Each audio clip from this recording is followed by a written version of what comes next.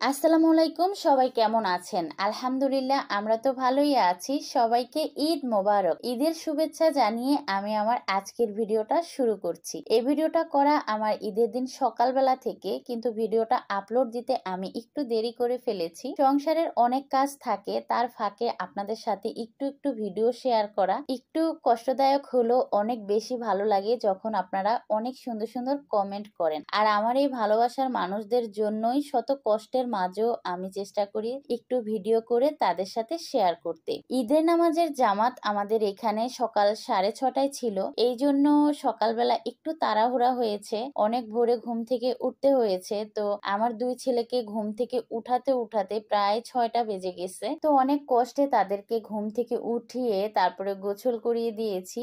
আর সকালবেলা না অনেক ঘুম ঘুমও ছিল, যেহেতু ওরা অনেক রাতেই ঘুমিয়েছিল।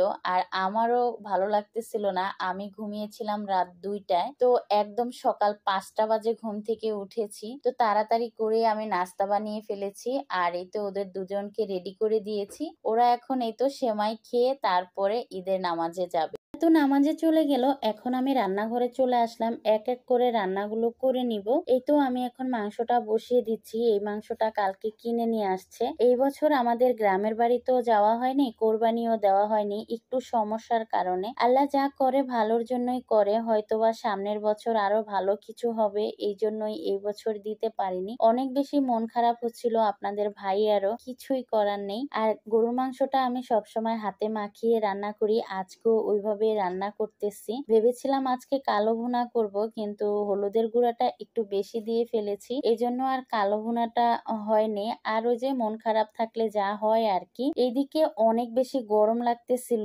রান্না করে থাকাই যাচ্ছিল না। আর আমি এই তো কলিজা ভুনাটাও বসিয়ে দিচ্ছি। কলিজা ভুনার সাথে আজকে একটু আলু দিব, যদি বিকালবেলায় সিঙ্গারা বানাই তখন কাজে লাগবে, এই জন্য আমি আলু দিয়েই কলিজাটা রান্না করতেছি। এই দিক দিয়ে অনেক তাড়াহুড়া করে রান্নাগুলো শেষ করতেছি, কারণ আপনাদের ভাইয়া নামাজ শেষ করে এসে যদি দেখে যে আমি এখনো গোসল করিনি, রেডি হইনি, তাহলে অনেক বেশি রাগ করবে। তো আমি ফোন দিয়েছিলাম, তারা বলেছে নামাজ শেষ করে 3 বাবা ছেলে এখন একটু ঘোরাঘুরি করতেছে। তো আমার জন্য ভালোই হয়েছে, আমি তাড়াতাড়ি রান্নাগুলো শেষ করতে পারবো। তো গরুর মাংসটা কষানো হয়ে গেছে, এখন ঝোলের পানিটা দিয়ে দিচ্ছি। আর আজকে ভেবেছিলাম কালো ভুনা করব, কিন্তু কালো ভুনাও হয়নি, লাল ভুনাও হয়নি, কিন্তু গরুর মাংসটা খেতে মজা হয়েছে অবশ্যই। কলিজাটা আলু দিয়ে খুব ভালোভাবে কষিয়ে নিয়েছি, তারপরে ঝোলের পানিটা দিয়ে দিচ্ছি।